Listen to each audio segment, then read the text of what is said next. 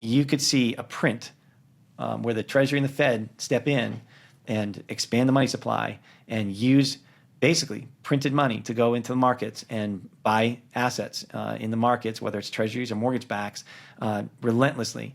You could see a print of well over $5 trillion. It could be 10 trillion, it could be 20 trillion. We don't know, but it could be a very big print.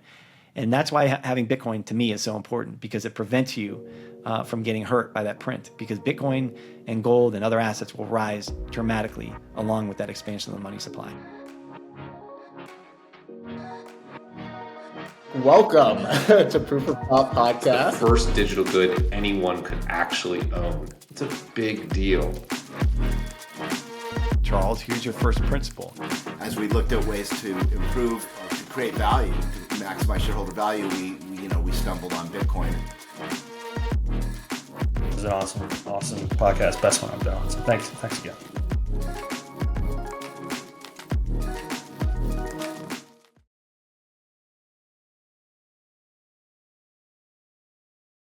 All right, James, welcome to Proof of Thought Podcast. So good to finally have you here with us. Oh, it's great to be on, Charles. Good to see you. Likewise.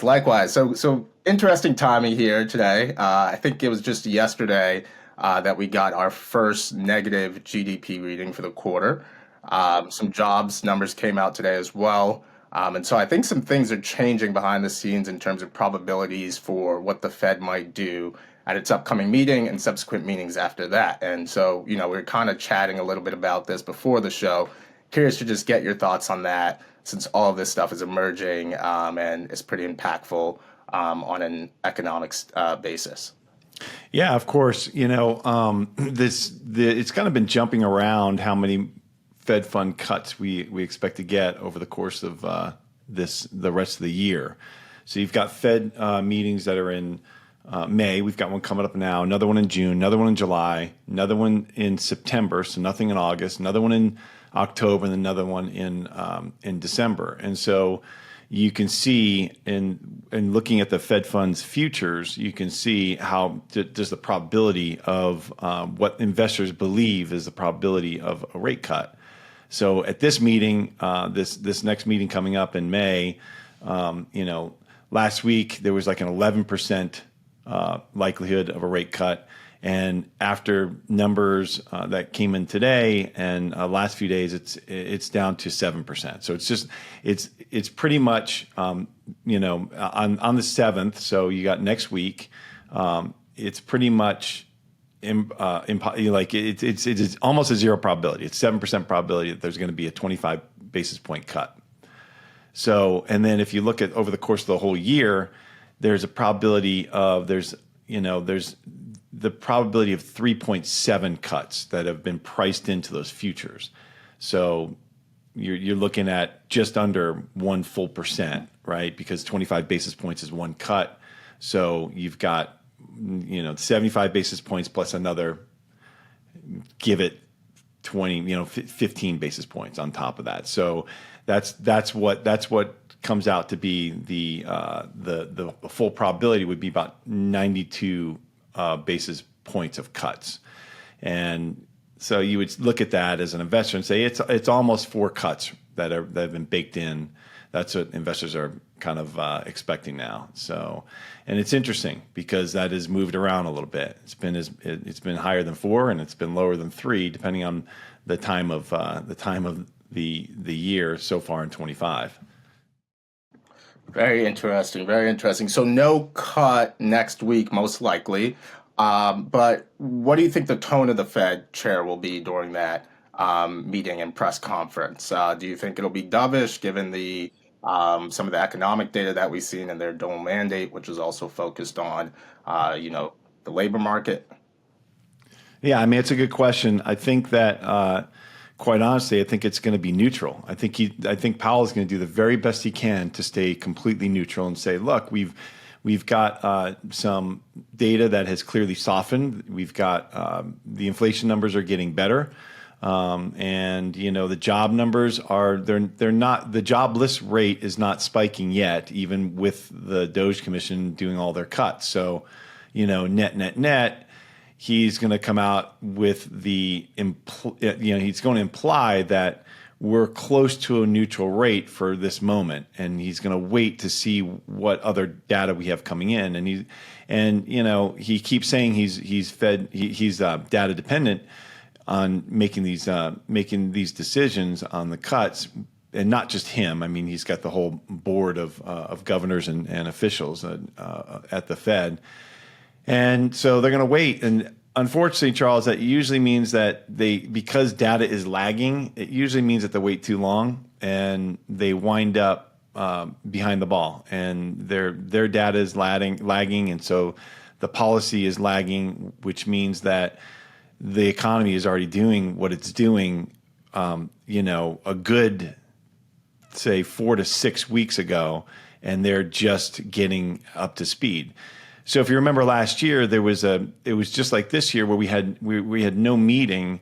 I can't remember when they cut that first cut, but it was a skip of a meeting. There was either August or September that there was no meeting, and then he had to cut twice. Basically, he came out with a 50 basis point cut to get back, to get ahead of it, because it was that lag really kicked in. So.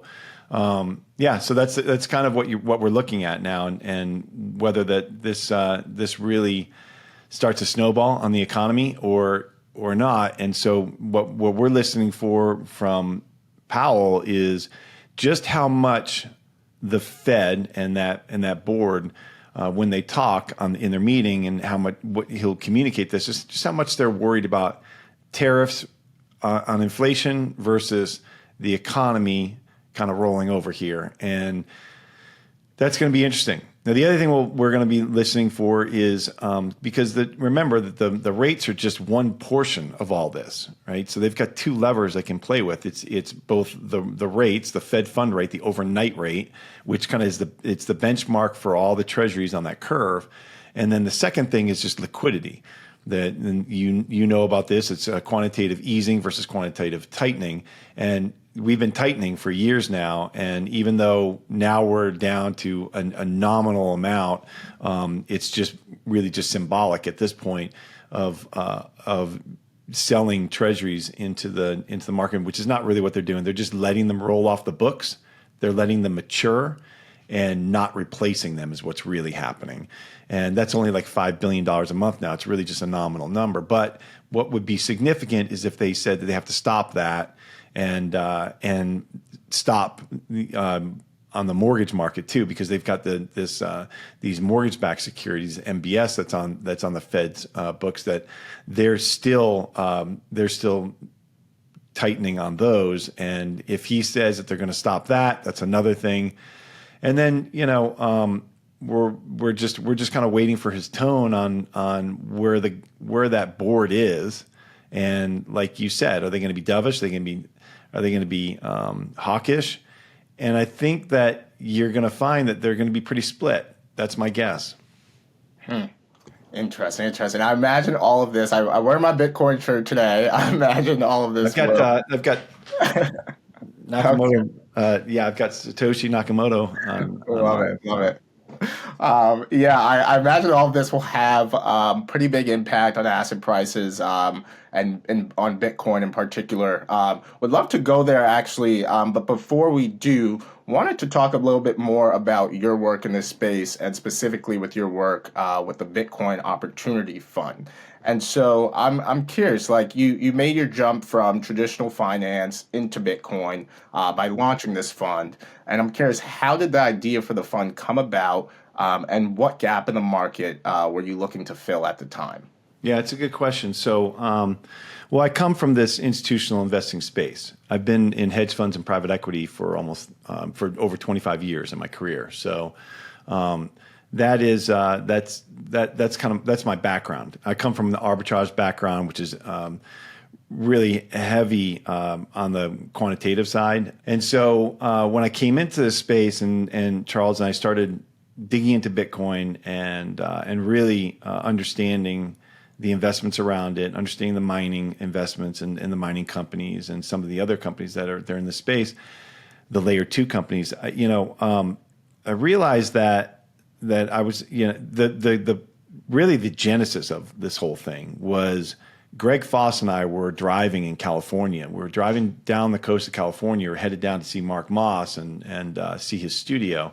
And we realized that as we were talking, and he comes from this traditional world too, that there's a need for public hedge fund style investing in this space, a hedge fund that can go long both public and private securities, and also hedge. Can have hedges layered in there on top of it, and use option strategies and derivatives if we want to. But there's nothing really just focused on Bitcoin in the space that we knew of. So we kind of got together with Larry Lepard and Mark Moss, and then Larry introduced me to his partner and his brother-in-law, David Foley. And David and I kind of hit it off, and we decided ultimately that, look, we can make a run at this, because David is also he comes from the hedge fund space, a really smart guy. So I come from the arbitrage, quantitative, CFA side. He comes from the traditional deep value Harvard Business School investing hedge fund side. And so together, we both have portfolio management experience. And so together, our experiences kind of match up. We said, look, I think if the two of us set out and raise a fund and manage a portfolio that is 100% Bitcoin, that would fill a need in this space, because there's not many traditional investors that are in the Bitcoin only space. And there are a few, we know a few at some of, not all of the venture capital funds have this traditional institutional investing experience, but we realized that there are really no hedge funds that do. And so we ultimately decided to structure this fund as a fund that would be focused more on the later stage companies, whether they're pre-public or they're public companies, but they're closer to or they're already revenue generating. And so we like to say that we're looking at real companies with real revenues and real profits. And so we do have some really early stage investments, some really venture style startups, but it's very difficult. It's a high hurdle to get into our portfolio as a venture venture investment.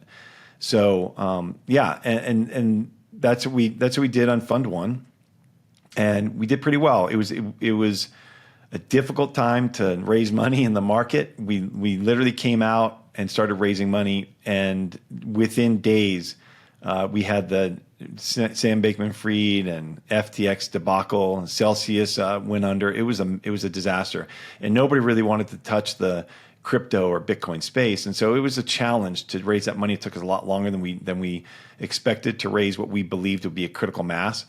And but we did really, really well.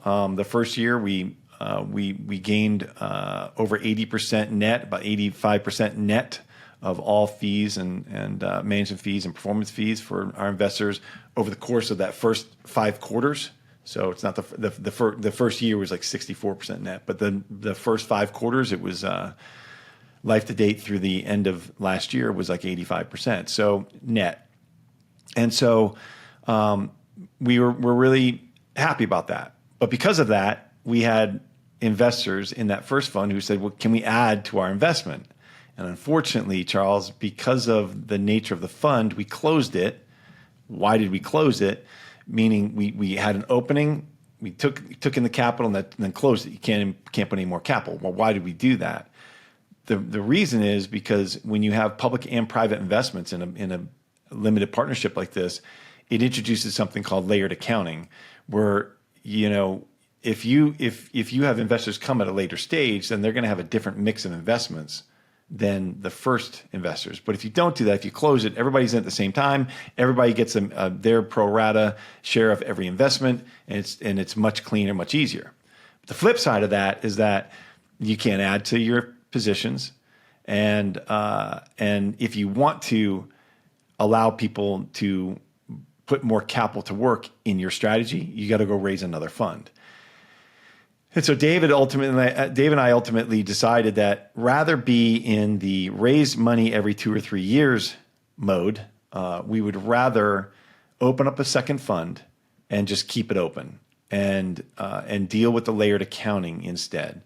So that's what we've done. Our second fund just launched. We've already raised about 20% of the capital that we're looking to launch or looking to raise in the first 6 or 8 weeks here, and so we're pretty excited about that. It is a strong market. We started again right when Bitcoin dropped from over 100,000 down to 80. The nature of the game, but it's been good because we've had a nice run in our second portfolio and our second fund here already, and so we're happy about that. We kind of the investors who came in early timed it right, and so they've gotten a nice return already in the first month. So that's kind of where we're at. We're open and we're taking investors now, and accredited investors. Not my rule; it's the SEC's. I wish we could change that, but the only difference in this fund, Charles, is that because we are doing the same strategy, it's the same exact strategy as the first fund, and so when we make an investment, we'll just split it up pro rata between the two funds, depending on how much capital they have available. And so, but the only difference here is that because it's layered accounting now, and it's open forever, then when we go to make a private investment, the only investors who will get part of that private investment who are the investors who are already in the fund. And the reason for that is because once we make that investment, we've got to side pocket it, because it wouldn't be fair for us to make that investment, and then if it does really well and other new investors hear about that, they're like, oh, I want to get part of that, and I'll get it at the cost because and that's not or where we marked it at that time. So that's not really what the game we want to be in.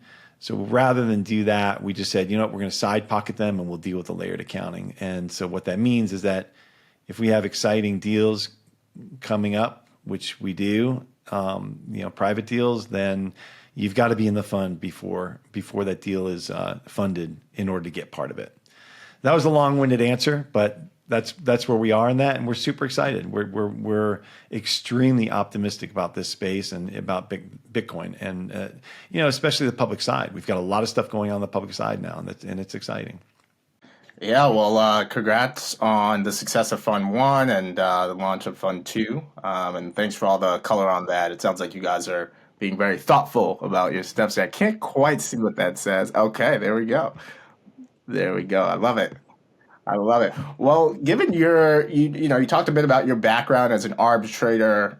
We opened up by talking about the different things that are happening at the macro level. How is the fund planning to invest at this given moment, given the various factors that you talked about and your experience as a trader and all the tools you can bring to the game? Yeah, that's a good question. So we are, what we do is we're on a Bitcoin standard, so we don't have any cash in our accounts. I mean, minimal amount of cash just for operating expenses and to fund upcoming privates that we are expecting. So, but other than that, we've got Bitcoin in our treasury. So like a typical hedge fund might be sitting on some cash in an environment like this. Well, we're sitting on Bitcoin. Okay, so now Bitcoin though has been volatile in its history, especially around market volatility due to risk off situations.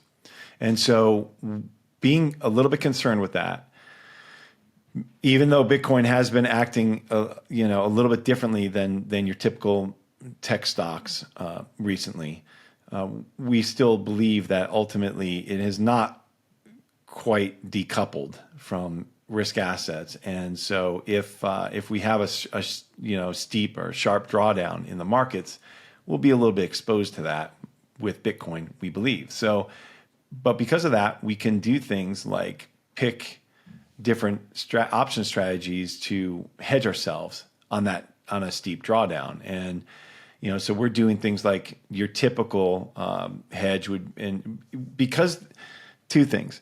People might think, oh, so you'll hedge out by buying and selling like Bitcoin options, puts or selling call strategies or something like that. But the reality is, the Bitcoin is so volatile. Then rather than sell the upside in order to just get a little bit of insurance and overpay on the downside because of that volatility in Bitcoin.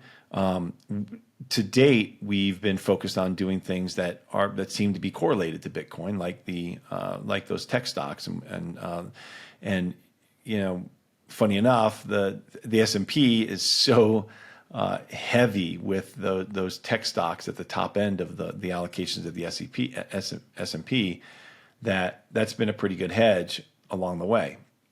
And so we've got some put strategy, some put spread strategies in both the SPY, the spiders, and in Apple.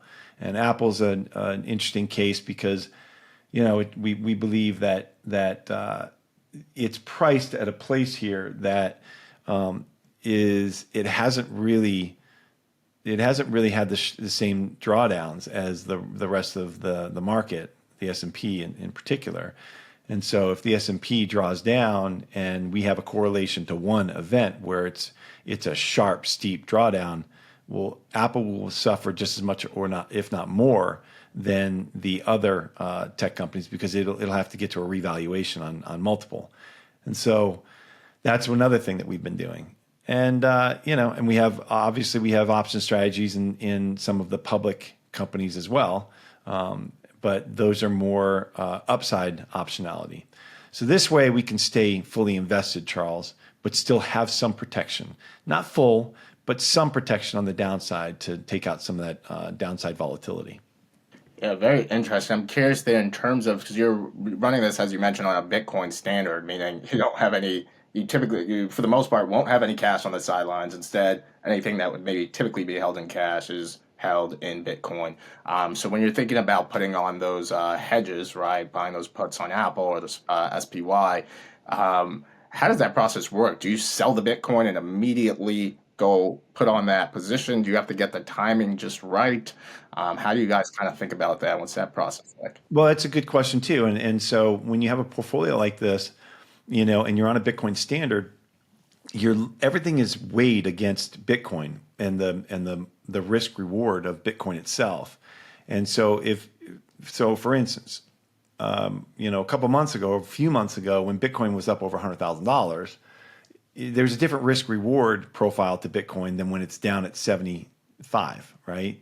When it's at 75,000, well, we don't want to be selling Bitcoin unless we find something that's got a higher beta to the upside than Bitcoin itself, which would be a good way to do that. When Bitcoin is up at near its highs of where it's been, and we don't feel like it's just going to break through and run to a new all-time high, then typically your high beta to Bitcoin companies, things like MicroStrategy or your miners, your public miners, they'll typically be at all-time highs as well, or they would have run like a large amount, huge amount. It could be 2-3x what Bitcoin has recently, and they may have gotten ahead of themselves. So if we're looking at a strategy like this and we just need some capital to do it, then we may reallocate from there rather than just selling Bitcoin, if that makes sense. It really depends on the situation, though. So, but that's kind of how we look at it. We look at everything from that risk reward profile and where all of our portfolio is. It's not just Bitcoin. So, but that's the uniqueness of our strategy, is that we can do things like that. Venture capital can't do things like that. They don't have the function. They don't have the ability to do things like this because they're all private. They don't have a prime broker, and they don't have the ability to have these things custodied like we do. Yeah, well, speaking of the public markets, I did want to get to the Bitcoin proxy companies, and you started to touch a bit about MicroStrategy, now Strategy. Many other publicly traded companies are starting to follow in the footsteps of Strategy now. and are actually acquiring Bitcoin as part of their own treasury. There's been a lot of debates around this. It's been somewhat controversial, especially in traditional finance communities. And I was wondering, what's your response to critics who argue that holding Bitcoin on a company's balance sheet is too risky due to Bitcoin's volatility and the leverage that many of these public companies use to purchase the Bitcoin? Yeah, it depends on the company, and it depends on how they're doing it. The obvious one that everybody talks about is MicroStrategy, which is now just known as Strategy. And so what's important about that is that Michael Saylor found a way to capture volatility on and to monetize it, right? And so that's a unique, and I'm looking over here at kind of the different mix of companies that are doing these kinds of things. But, what's unique about Strategy for your listeners, and this is really important, is that, and this is what separates MicroStrategy from every other company out there, even the new 21 so far, Semler Scientific and some of the other ones. This is what, and nothing against those. This is just different, and MicroStrategy is light years ahead for one reason. That reason is that Michael and his financial team, they figured out a way to monetize that volatility. How did they do that? So when MicroStrategy years back, you'll hear it from Michael himself. From Michael Saylor himself, is that it was kind of like that strategy was contracting, it was dying, because they were, software as a service and getting fees, and it was just declining. And he was doing everything he could to keep up. And then he bought Bitcoin, realized how volatile it was, bought a little bit in the treasury, and then whoa, his stock really started to react according to what was going on in Bitcoin. Well, he had these convertible bonds and some other bonds. He had regular bonds that were paying a high interest rate on them. And as he was watching, he did a convert, and it had a coupon on it, and it was and he took that convert capital and turned around and bought Bitcoin, and then his underlying stock became more volatile, and he's like, did it again, and he realized, oh my gosh. The more Bitcoin I buy, the more volatile my stock gets, and the more correlated it gets to Bitcoin, which is great. He's such a big believer in Bitcoin. He just wants to own Bitcoin and get that upside volatility, or get the upside. So what's important about this, though, is that knowing that Bitcoin is volatile, the more Bitcoin you buy for your company, put in your treasury, makes your stock more volatile, and that volatility you can either be a hindrance if the stock doesn't go up enough to compensate for that volatility. If you have volatility in a rising stock, that's good. But if you're grinding sideways for 2 or 3 years, that's not very good, unless you can capture that volatility and monetize it. Well, how can you do that? Well, he figured out that by issuing convertible bonds and turning around and buying Bitcoin with that capital, it further tied his company to the price of Bitcoin. And so, and because those converts are now tied to a volatile stock, they're convertible into MicroStrategy Common, which is now volatile, matching the volatility of Bitcoin. Well, he realized that, well, gosh, every time I sell a convert, my stock gets, and I turn around and buy Bitcoin, my stock gets more volatile. That's closely tied to Bitcoin. And then, and the traders that typically buy these things are hedge funds, and they love the volatility especially in a rising asset, because it gives them the upside optionality of the stock. So if the stock runs, say 40, 50, 100%, well, their convert is likely to be in the money, and they can convert and get stock and make a whole bunch of money they were not going to make otherwise, because it's way above par. That conversion price is basically par on the note, And so rather than just getting their money back and getting an interest rate, well, now they get their money back in the form of stock, which is worth more than they had invested. So that's one way that he sold this convert. And then the second thing is because these convertible bond traders in these hedge funds, because they're active traders, well, they realize that they can buy this convertible bond and then do something that's called delta hedging around it. And you know this, but for your listeners, the delta hedging is the optimal amount of stock that you should be short according to the volatility and the strike price of that stock and where the stock is.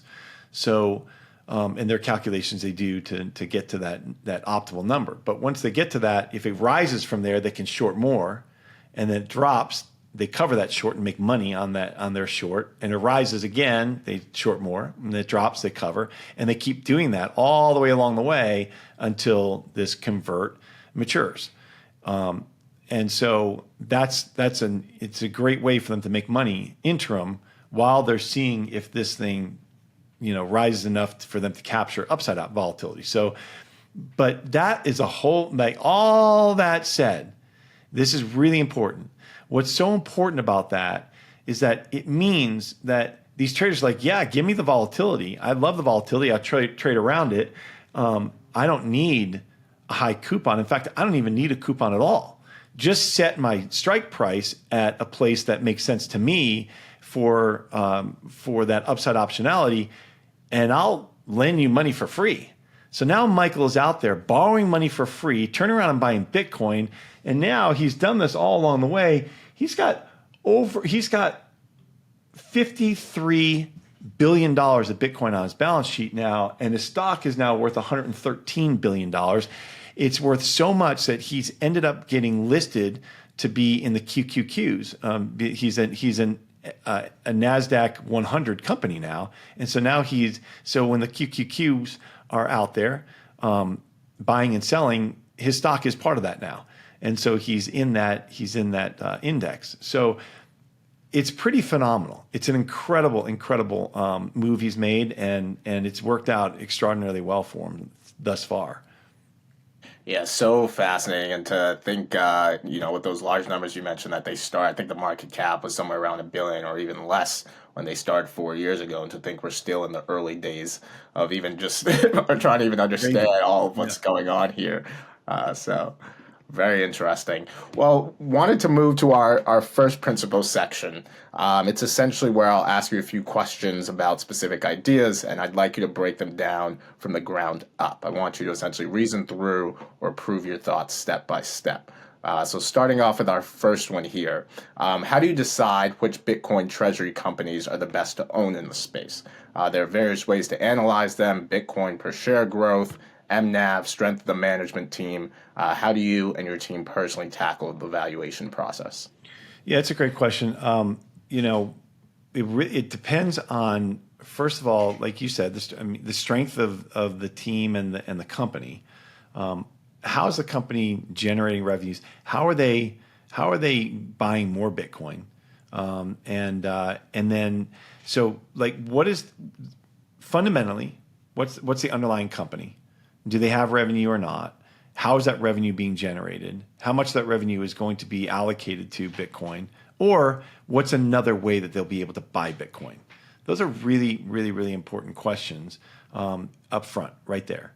And then once they start doing that, what is the valuation that gets attached to that underlying Bitcoin? So in the case of something like MicroStrategy, fully diluted, all of the convertible bonds he's issued, if you assume they've all been converted into common stock and all of the executive pay packages and all of that, it looks like it's trading at just above a 2x. It's about 2.1 times the underlying Bitcoin. That's where their stock is trading. And what's incredible about this, Charles, is that when you look at MicroStrategy, actually, let's put that aside for a second. When you look at some other companies, and I'm not going to name these other companies because I have respect for their teams and everything they're doing, but You look at some of these other companies that are trading 2, 3, 4, 5 times, and some of them up over 6 times their underlying Bitcoin. Well, for us, that's a little bit rich for most of them, depending on where they are in their journey on this, adding Bitcoin, using Bitcoin on their treasury. And so the question for us then becomes, what can these companies do that's different than MicroStrategy, and that would allow them to be, adding Bitcoin in a different way? And one company I'll talk just a little bit about is the 21 that just got started from Cantor Equity Partners is the SPAC that's going to do this with Jack Mullers as CEO.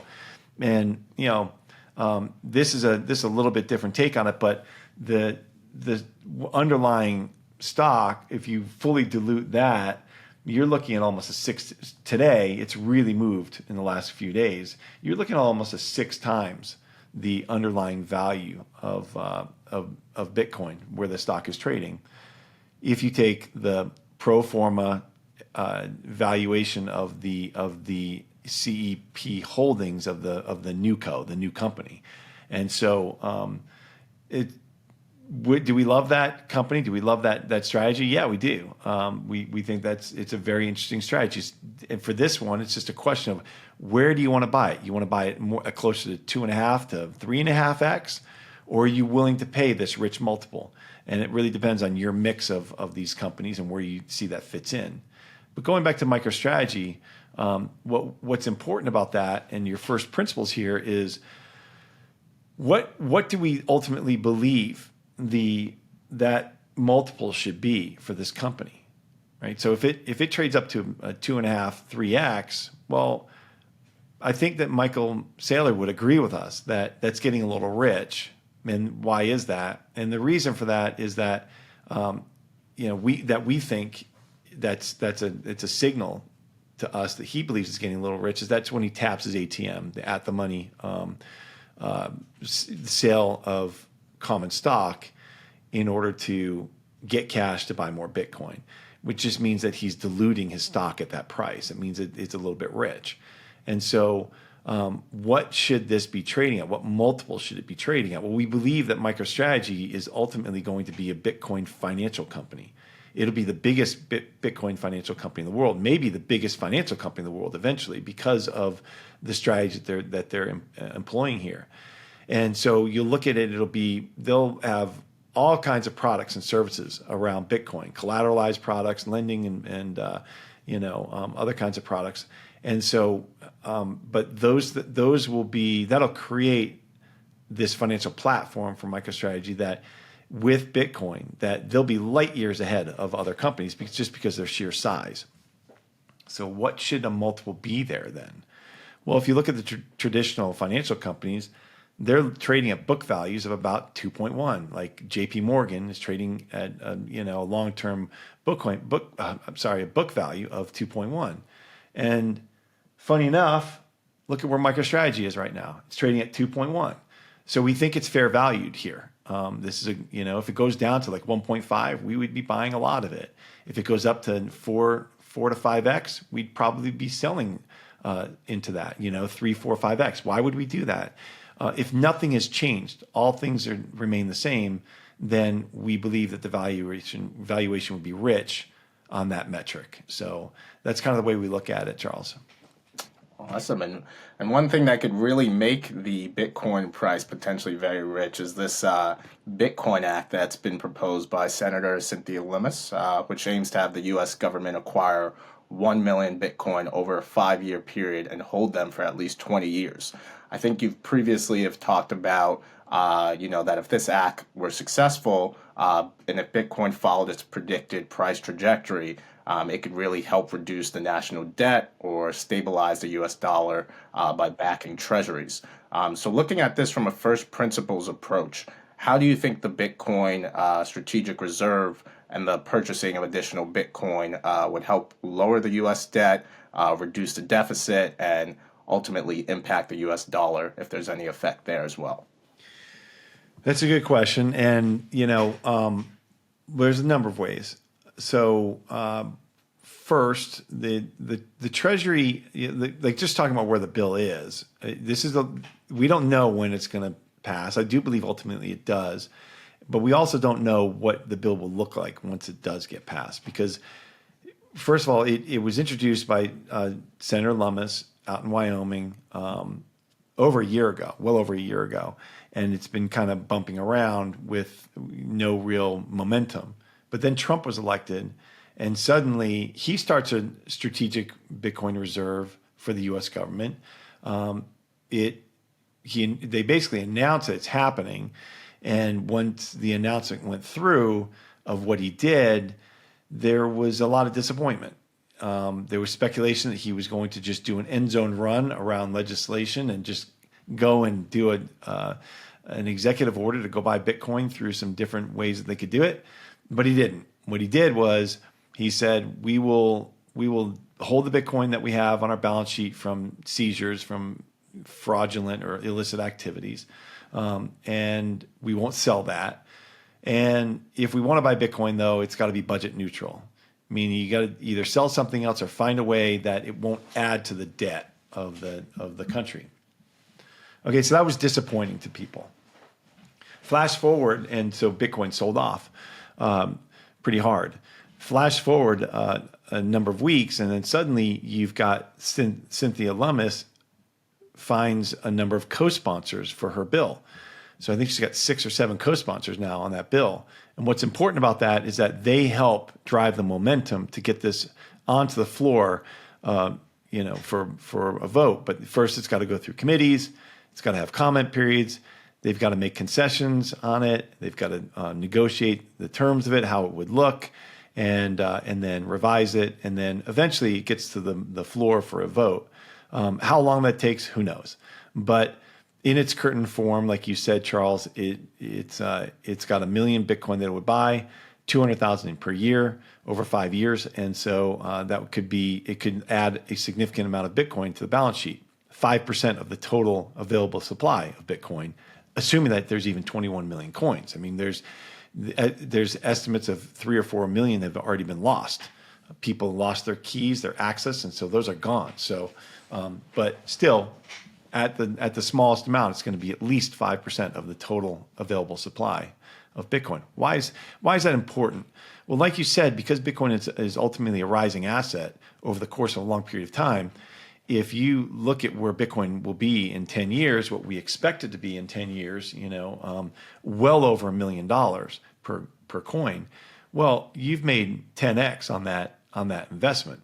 So if you bought 1 million Bitcoin at, you can do the math, 1 million Bitcoin at whatever it is, say $100,000, and then you multiply that out. This is such an extraordinary amount of money that you can turn around and you can pay down the public debt. How much you can pay down, how much depends on how much you're willing to sell, or you can turn around and borrow against it. You can borrow against that Bitcoin, and it would be collateralized for investors, and that gives them a stronger bond to float, which means that they get an advantageous interest rate on it, which means that they're not borrowing it at as high of a rate that they currently are, with really no backing to these things except printing more money, which is bad. Charles, here's your first principle, is that when you float a bond that is not tied to an underlying asset, has no collateral to it, then you're trusting that it's just going to be paid back off of future cash flows of whoever you're selling it to. And if you don't have enough future cash flows and you're in the United States Treasury, what do? Well, you just print more money, and you buy back bonds in the market to free up capital so people can turn around and buy the bonds that you're floating. And so you're diluting your capital base. You're basically saying that your dollar is worth less than it was when I issued these bonds, so it's going to be worth less in the future. And so when I turn around and pay you back, you're going to have dollars that are worth less than they were before. On the flip side, if you have something like Bitcoin and you have these, and it's secured by this underlying asset that's rising, well, you may be able to get an advantageous interest rate on there. You may be able to, if you have it, there are things you can do, but you're going to wind up being able to borrow against it at a better rate, and that's important because that'll bring down your debt or bring down your deficit, and it'll bring down your debt, and that's what currently Scott Bessent is so worried about. The new Secretary of the Treasury is that they've got such a high interest rate cost annually. It's over $1 trillion that it's just adding to the deficit and adding to the debt every year. And it's called the debt spiral. And they've got to find a way to stop that. And so doing this would be a good first step. The second step is important, is that there's a proposal that's coming about of issuing Bitcoin bonds. And that would be you buy a bond, and for that you get the mix of getting return of capital and some Bitcoin or a Bitcoin upside on top of it through the way that you would get a yield on that investment. And so that there would enable the Treasury to turn around, buy Bitcoin for its balance sheet, and then hold that Bitcoin and then make profit on it over a long period of time, and ultimately end up with more capital than they borrowed. And so, so that's the idea there. And then the investors could get the upside of the Bitcoin. And so, it's a super interesting idea, and I'm interested to see, and hopefully it'll be introduced to Congress and the Senate at some point here, and they would consider it. So we'll see how that works out. Yeah, no, very interesting proposal there, and could be monumental if it. Yeah, I think Brian Estes is the one who came up with it. So it's a really interesting idea. Yeah. Well, that's it for our first principles section. Did want to provide a bit more alpha to our listeners. You started to mention money printing. And so, during the 2008 global financial crisis, the U.S. government printed something like $1 trillion to stabilize the economy. In 2020, during COVID, another $5 trillion was printed. And I think today, many in the Bitcoin community are anticipating another massive round of money printing in the near future that could drive prices of hard assets like Bitcoin up significantly.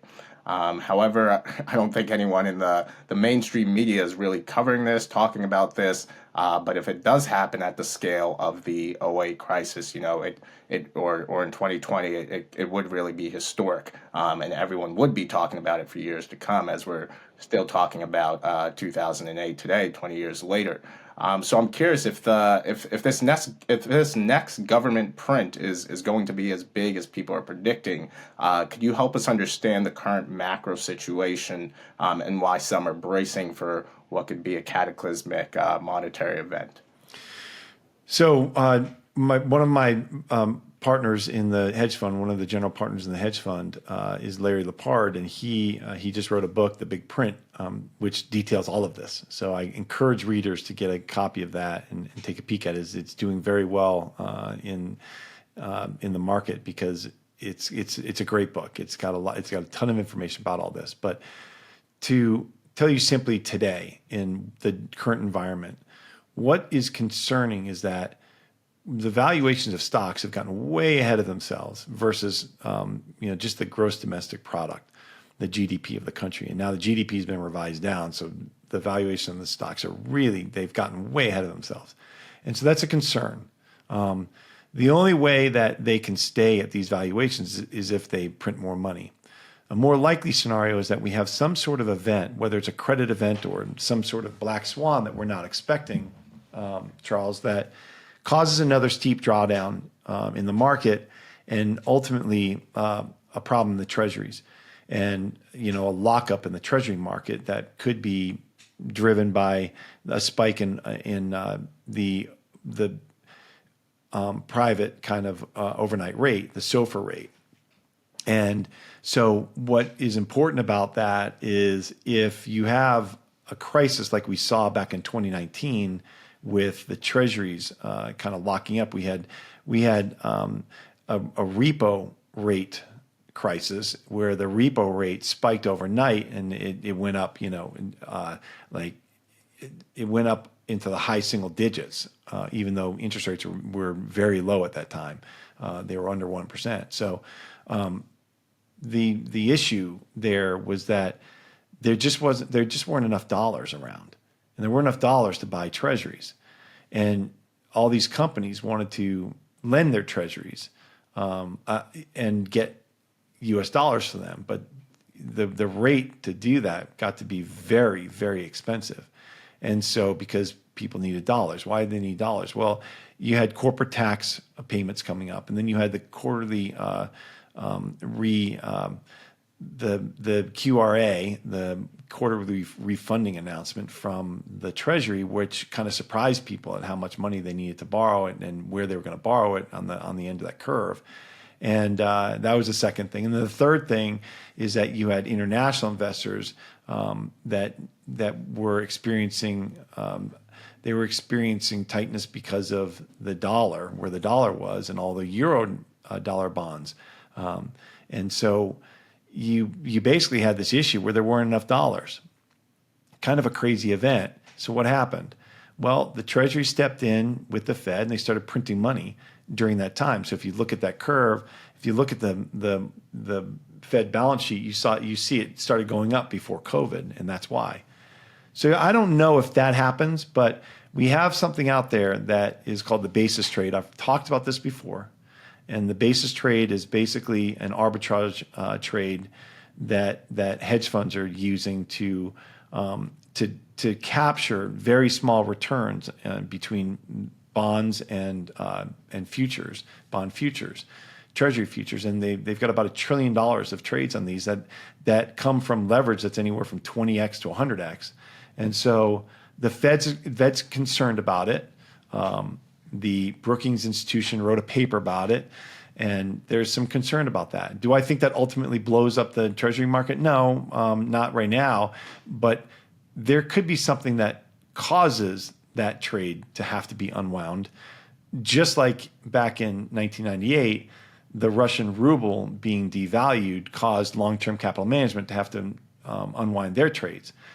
And that caused a meltdown in the markets because they had to unwind $100 billion of trades, which doesn't sound like a lot today, but back then in 98 it was. So you just don't know what's going to happen that could trigger something like that, where you have a crisis and you have a lockup in the overnight rates, and suddenly the Fed's got to come in and splash liquidity in the markets to save it.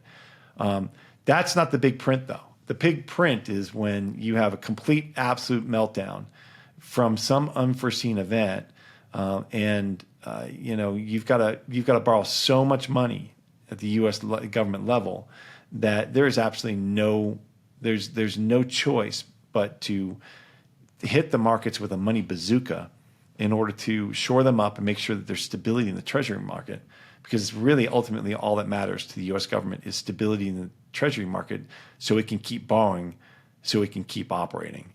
And so that's what it comes down to. That's another first principle answer, though, is that that's all that matters. And so if that happens, you could see a print where the Treasury and the Fed step in and expand the money supply and use basically printed money to go into the markets and buy assets in the markets, whether it's treasuries or mortgage backs, relentlessly. You could see a print of well over $5 trillion. It could be 10 trillion, it could be 20 trillion. We don't know, but it could be a very big print. And that's why having Bitcoin to me is so important, because it prevents you from getting hurt by that print, because Bitcoin and gold and other assets will rise dramatically along with that expansion of the money supply. And that's kind of the point. That's a great takeaway there. And on the long-term capital management part, I think there's a book called When Genius Failed. Roger Lowenstein. It's a great book. Yeah. Well, before we wrap up, just quickly wanted to do some rapid fire with you. But thank you so much for all these great insights. But I was curious, what's your favorite book that has changed the way you think about investing? It's so funny that you said that, because that is absolutely one of my favorite books, When Genius Failed. And it's because I was in arbitrage for all these years. And And so when you're an arbitrage trader, Charles, you get into this. Sometimes you get into this lull of thinking, there's no risk in this. It's a small arbitrage. I can lever these things up because there's no risk. Well, this was really defining early in my career back in 1998. And Roger Lowenstein wrote that book pretty soon after that. And truly understanding what happened, being at ground zero, getting phone calls about the possibility of Goldman Sachs going under that night. That accompanied with the whole story behind it was kind of pivotal for me in understanding how to invest early in my career. But I'm going to give you another book that definitely changed my life, and that's the Bitcoin Standard. And the Bitcoin Standard helped me understand, yeah, exactly, Saifedean. That helped me understand the complexity around our the problems around all of this fiat money supply, and how it is a completely unfair system and unstable system, and moving to a Bitcoin Standard globally will eventually stabilize the financial system and make it much, much more fair for everybody. And so that ultimately is what changed my life the most, though. Love it. Bitcoin price in 5 years from now, 2030. 2030. I'm going to say that it's already touched $1 million. Whether it stays there, I don't know, but I'm going to say it's $700,000 or higher. All right. Let's wrap it. $700 or higher. I love it. I love it. Well, thank you so much, James, for your time today. Thank you so much for all the insights and the wonderful explanations. Rooting for your success. Love what you're doing with your work in Bitcoin. So thanks again. Awesome. Thank you, Charles. Great to be here. Can't wait to do it again. All right. Take care.